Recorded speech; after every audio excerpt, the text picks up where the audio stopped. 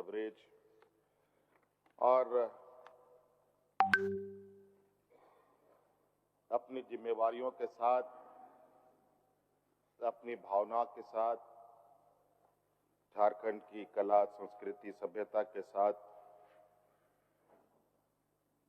आगे बढ़ने को तत्पर है।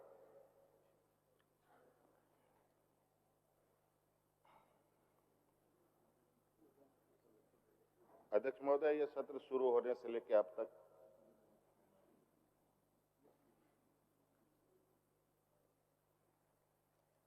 मुझे ऐसा लगा कि विपक्ष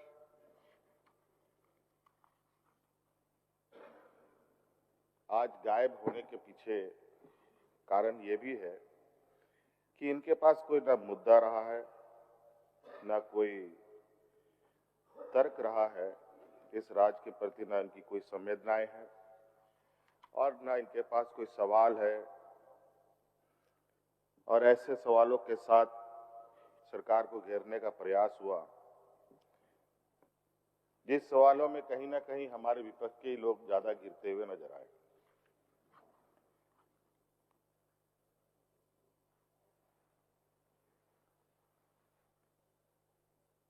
पहले तो इन लोगों ने छात्रवृत्ति का मुद्दा उठाया कि यहाँ के छात्रों को छात्रवृत्ति मिलना चाहिए, लेकिन इस विषय पर भी हमारे पूर्व मंत्रिपरिषद के सदस्य ने बहुत स्पष्ट रूप से कह दिया कि किस तरीके से केंद्र और राज्य सरकार का एक जो सौतेला व्यवहार है वो पूरी तरीके से परिलक्षित हो रहा है कि गैर केंद्र शासित राज्यों के साथ कैसे व्यवहार हो रहे हैं। ये कोई पहली बात नहीं है, नई बात भी नहीं है। इससे पहले से भी हम लोग इस बात को अनुभव कर रहे हैं। इसलिए विपक्ष को बिल्कुल कोई भी सवाल उठाने से पहले मुझे लगता है पहले इनको अपने गिरेबान में झांकना चाहिए और अपने कथाकथित जो इनके आला नेता हैं उनके साथ विचार विमर्श करना चाहिए। उसके बाद सवाल वो करे तो कोई समझ में भी आता है। अध्यक्ष महोदय, आज राज्य के होनहार बच्चों के लिए, हमारी आने वाली पीढ़ी के लिए सरकार दिन रात मेहनत कर रही है। ना हम उनके हक अधिकार को छीनने में, ना उनको शिक्षा से वंचित करने में हम लोगों का ना कभी कोई विचार रहा, ना कोई ऐसी कार्य योजना रही है। बल्कि इनके कार्यकाल में आप देखेंगे तो इन लोगों ने कई एक स्कूलों को भी बंद किया, कई एक बजटों में इन लोगों ने कटौती करी। केंद्र सरकार द्वारा जहां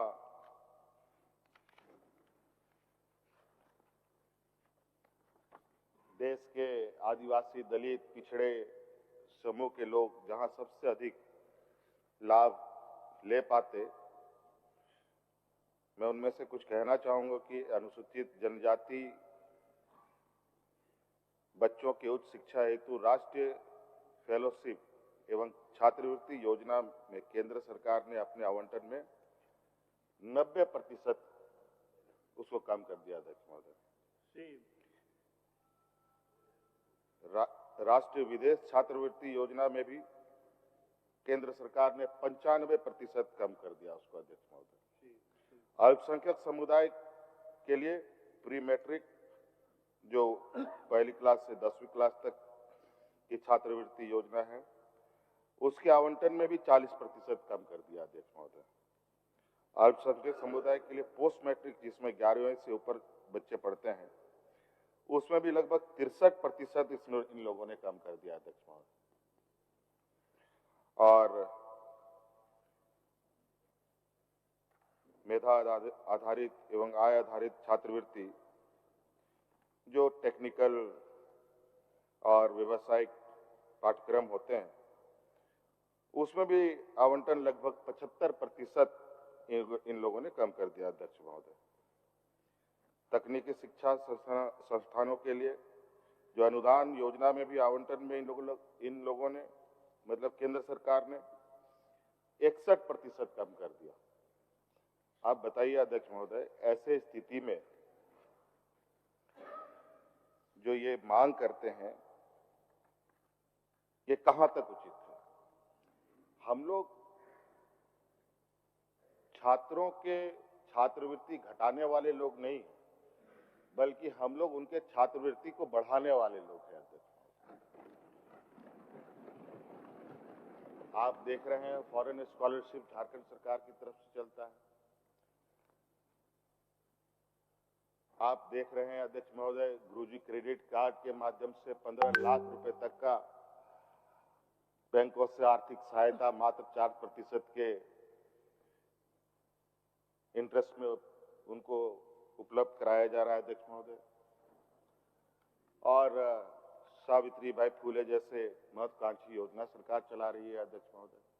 कई ऐसे स्कूल और स्कूलों में भी अध्यक्ष महोदय हम लोग प्राइवेट स्कूलों के तर्ज पर स्कूल खड़ा कर रहे हैं अध्यक्ष महोदय।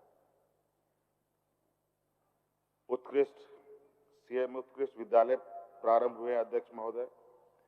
कई पॉलिटेक्निक बने अध्यक्ष महोदय। कई जगह पर छात्रवृत्ति की बढ़ोतरी हुई अध्यक्ष महोदय।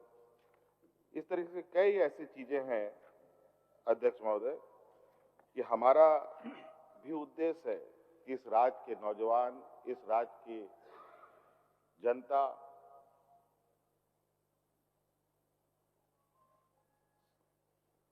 गांव से लेकर शहर तक शिक्षित हो, ताकि उस समाज में अपने आप को मजबूती से खड़ा कर सके और अपनी आने वाली पीढ़ी को बेहतर कर सके। अध्यक्ष महोदय,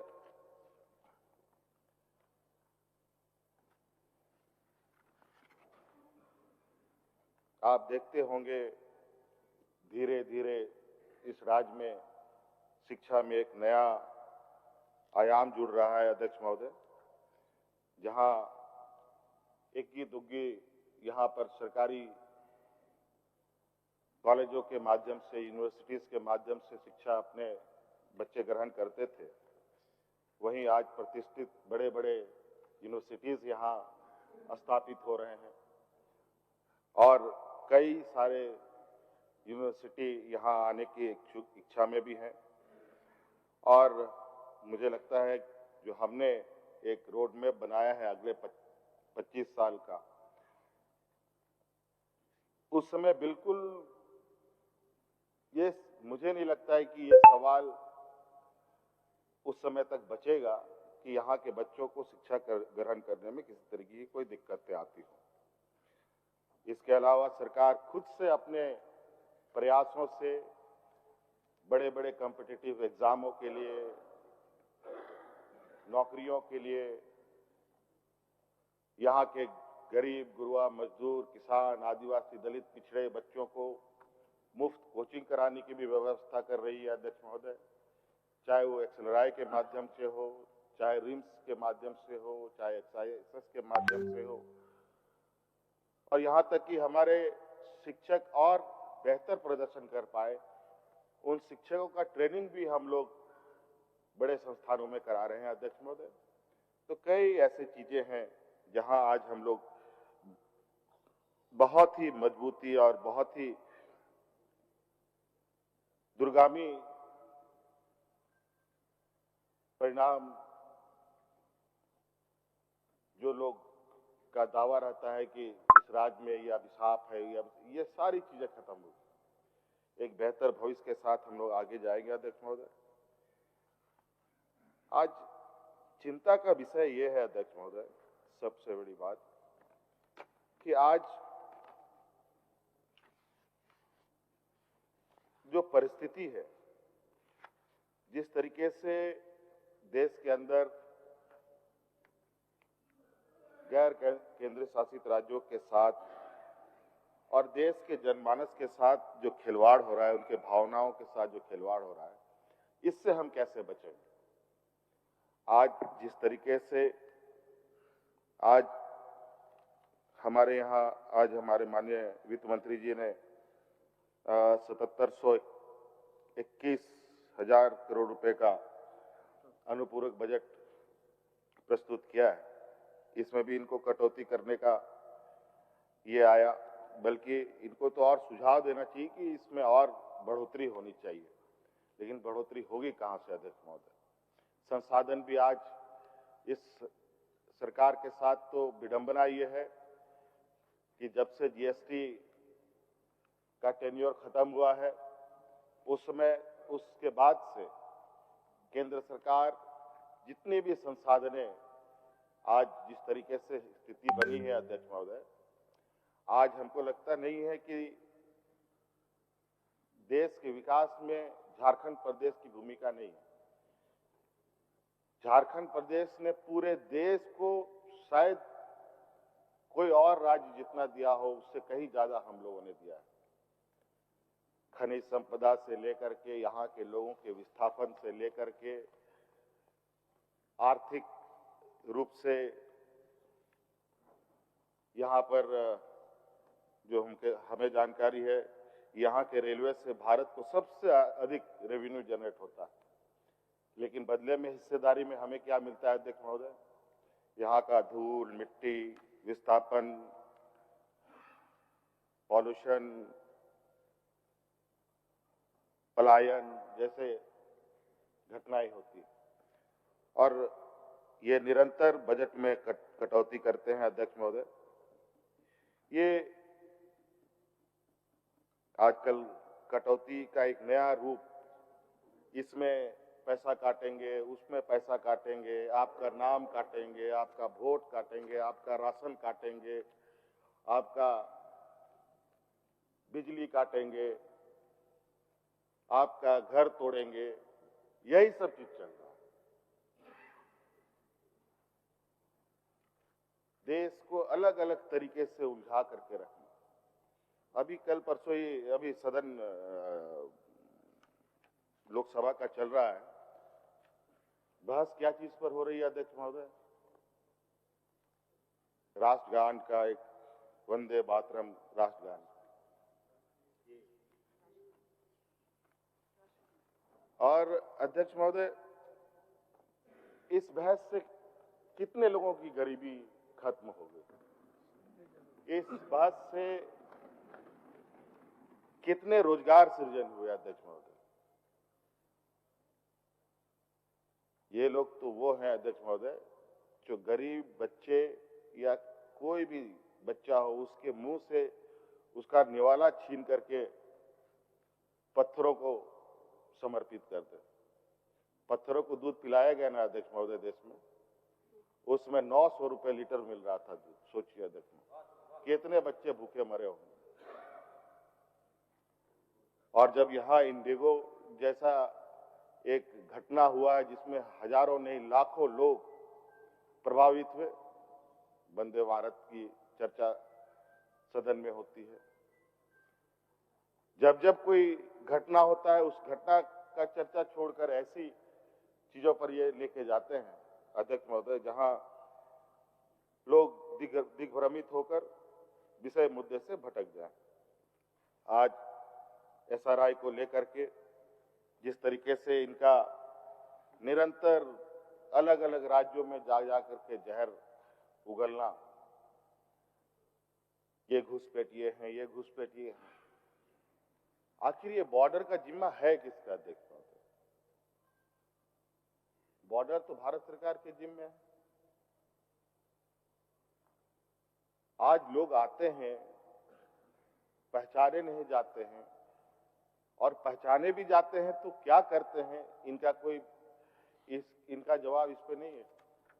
आज आप देख लीजिए, चांदनी चौक में इतना बड़ा बम ब्लास्ट हुआ अध्यक्ष महोदय, और कहा जा रहा है कि वहां पर क्या एक लिक्विड आता है जो जिससे हुआ था, एक लिक्विड आया था क्या जिससे बम बनता है, एक कोई केमिकल था, वो यहाँ पर 3-4 महीने पहले से खबर थी यहाँ पर इस तरह की स्टोरेज हो रहा है। तो भाई सूचना तंत्र आपको पता है कि इतना बड़ा स्टोरेज यहाँ इलीगल तरीके से हो रहा है, तो क्या ये चांदनी चौक की घटना का इंतजार हो रहा था उसको ना पकड़कर? कितने सारे मुद्दे हैं और उस मुद्दा को छोड़कर अभी अध्यक्ष महोदय, शायद मैंने पहले भी कहा था कि देश की जो सुरक्षा बल है सबसे अधिक आज कहां है? आदिवासी इलाकों में, जंगलों में। क्यों? क्योंकि उन जंगलों को उजाड़ना है और व्यापारी मित्रों को उनको देना है। आज पूरे देश में अलग अलग जगहों से घटनाएं आ रही हैं अध्यक्ष महोदय, चाहे वो राजस्थान से हो, चाहे मध्य प्रदेश हो, चाहे छत्तीसगढ़ से हो, अलग अलग जगहों पर आदिवासी, दलित, पिछड़ा, जो गांव सुदूर ग्रामीण क्षेत्रों में रहने वाले लोग, जो जंगलों में रहने वाले लोग, उनको निरंतर उजाड़ने का नीति बनाया जा रहा है और लोग आक्रोशित हो रहे हैं। आज बॉर्डर पे कम और देश के अंदर में युद्ध चल रहा है। क्या देश सुरक्षित होगा अध्यक्ष महोदय? महंगाई को लेकर कोई चर्चा नहीं। आज महंगाई इस कदर बढ़ रही है कि कुछ भी चर्चा करो तो उसका कोई नतीजा नहीं निकलने वाला। आर्थिक रूप से देश की स्थिति ये हालत है कि आज गरीब गुरुआ तो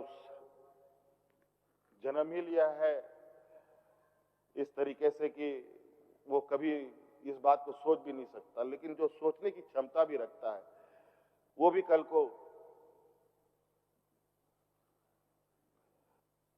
एक ऐसे स्थिति में पहुंच जाएगा जहां उसकी स्थिति उस गरीब से भी बहुत बदतर होगी जो गरीब रहा होगा। पहले हम लोग को ने सुना ये लोग हवाई चप्पल वालों को हवाई जहाज में चढ़ाने वाले थे। ये तो हुआ नहीं अध्यक्ष महोदय, लेकिन ये जरूर है जो इंडिगो की घटना घटी है, जो 40,000 50,000 रुपए में टिकट मिल रहा है, जो अभी हवाई जहाज में चढ़ रहे हैं अध्यक्ष महोदय, उसको हवाई चप्पल जरूर पहनवा देंगे ये लोग अध्यक्ष। ये बहुत जल्द देखने को मिलेगा। एयरपोर्ट में लाशें सड़ने लग गई अध्यक्ष महोदय, कोई पूछने वाला नहीं। दूल्हा नहीं पहुंच पाया शादी में तो कहीं दुल्हन नहीं पहुंच पाई शादी में। इतने बीमार, इतने इलाज वाले लोग किस स्थिति में रहे होंगे। अब इनके कालखंड को देखेंगे अध्यक्ष महोदय, ये इन पर इन सब घटनाओं का कोई असर भी नहीं है कि किस अगर उनके विगत 2014 से लेकर आज तक के कार्यकाल को देखें तो पता चलेगा अध्यक्ष महोदय, कभी मंदिर में कोई घटना, कभी मस्जिद में कोई घटना, कभी कोई रेल दुर्घटना, कभी हवाई जहाज दुर्घटना,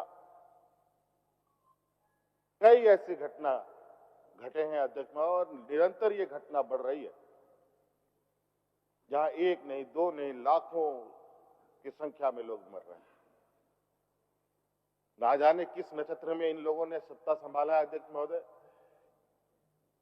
गरीबी खत्म करने के नाम पर लगता है कि इस देश के पूरे नागरिक को ही खत्म कर देने की एक मिशन से चल पड़ी है।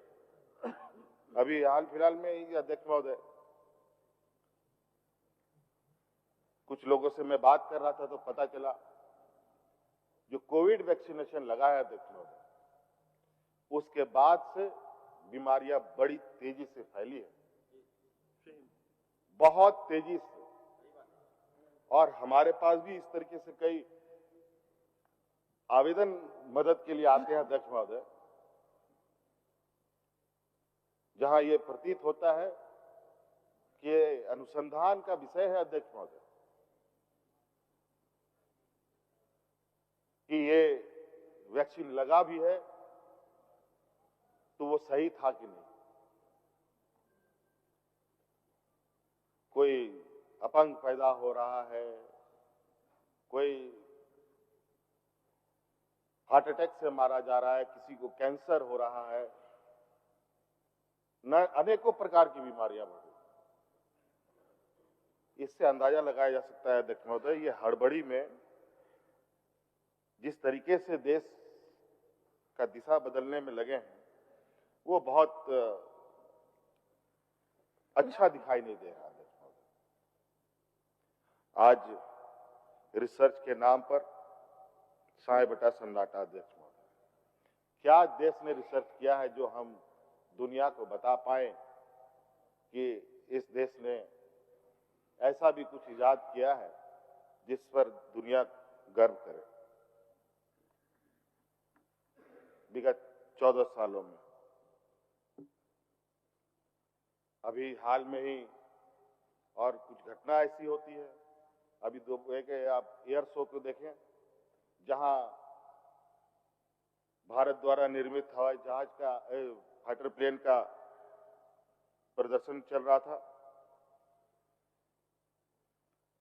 दुर्घटनाग्रस्त होकर के पायलट की भी जाने चली गई। अब ये पूरा का पूरा टिकरा उस पायलट की खामियों पर छोड़े ये करेंगे अध्यक्ष महोदय, उसकी काबिलियत पर नहीं। अभी एक और जो पैसेंजर प्लेन अहमदाबाद में एक प्लेन क्रैश हुआ, उसमें भी वही हाल।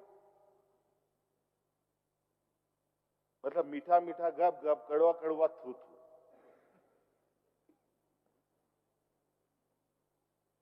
किसी आर्मी के रिटायर्ड चीफ का एक मैं सुन रहा था कि इस घटना का जिम्मेवार तो विशुद्ध रूप से बनाने वाली कंपनी का है जो भारत में बनाती है। उन्होंने तो इस जहाज को फाइटर प्लेन ने एक समोसा का दर्जा दिया है। समोसा कभी उड़ता है? ये लोग ऐसे ही हैं अध्यक्ष महोदय, कभी हाथी उड़ाएंगे, कभी समोसा उड़ाएंगे और नतीजा ये होगा अध्यक्ष। और देश के सेनाओं को के नाम पर भी वोट मांगेंगे और देश के सेनाओं को भी ये दोषी ठहराते हैं।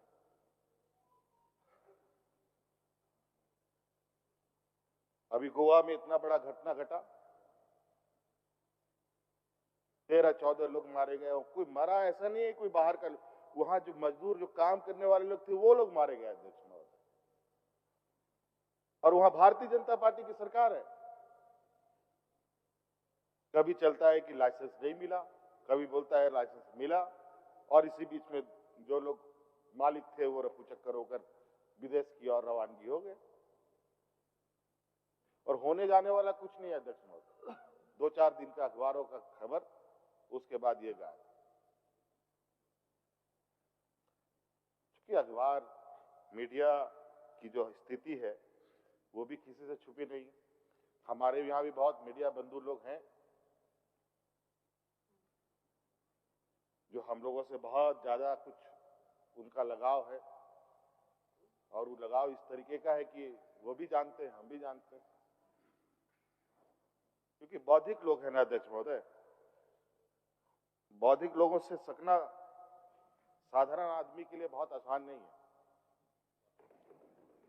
और जब तक आप उसके स्तर पे जाएंगे तब तक वो और इतना आगे जा चुका होगा कि बहुत ही मुश्किल है। अध्यक्ष महोदय, बातें बहुत है, इसीलिए आज जो भी हम लोगों ने अनुपूरक बजट लाया, ये व्यवस्था भी है अध्यक्ष महोदय, और ये आवश्यक भी है अध्यक्ष महोदय, क्योंकि सरकार नियम संगत कार्य करती है, सरकार संवैधानिक रूप से काम करती है, और सरकार की दायित्व होती है कि उन सभी चीजों को पटल के समक्ष रखकर सदन से सहमति लेकर ही आगे काम करे। इसलिए अध्यक्ष महोदय, आज का ये सत्र छोटा सत्र है, लेकिन ये हर छोटा चीज बड़ा हो सकता है अध्यक्ष महोदय, ये हम बड़ा कर सकते हैं। लेकिन हमारे विपक्षों का जो आचरण रहा है वो तो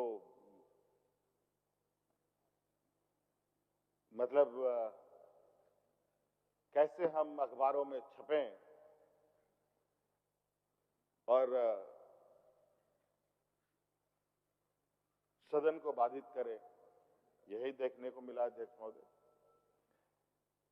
सार्थक डिमांड होता, सवाल होते तो सरकार बिल्कुल तैयार है अध्यक्ष महोदय उनके हर सवाल के माकूल जवाब देने के, और बहुत संतुष्टि से दे सकती है सरकार अध्यक्ष महोदय। अब ये 25वां साल का ये झारखंड है अध्यक्ष महोदय, अब इसको ना कोई डरा सकता है ना डिगा सकता है, ये अब आगे चलता जाएगा, आगे बढ़ता जाएगा। धन्यवाद, जोहार। माननीय सदस्यगण, आज 11 दिसंबर 2025 को झारखंड विधानसभा के चतुर्थ शीतकालीन सत्र का सफल समापन हो रहा है। 5 दिसंबर से 11 दिसंबर तक चले इस सत्र में सदन ने राज्य से जुड़े अत्यंत महत्वपूर्ण विषयों पर गहन चर्चा की तथा कई महत्वपूर्ण विधायी एवं वित्तीय कार्य संपादित किए। इस सत्र के दौरान कुल 301 प्रश्न स्वीकार किए गए, जिसमें से 121 अल्पसूचित, 148 तारांकित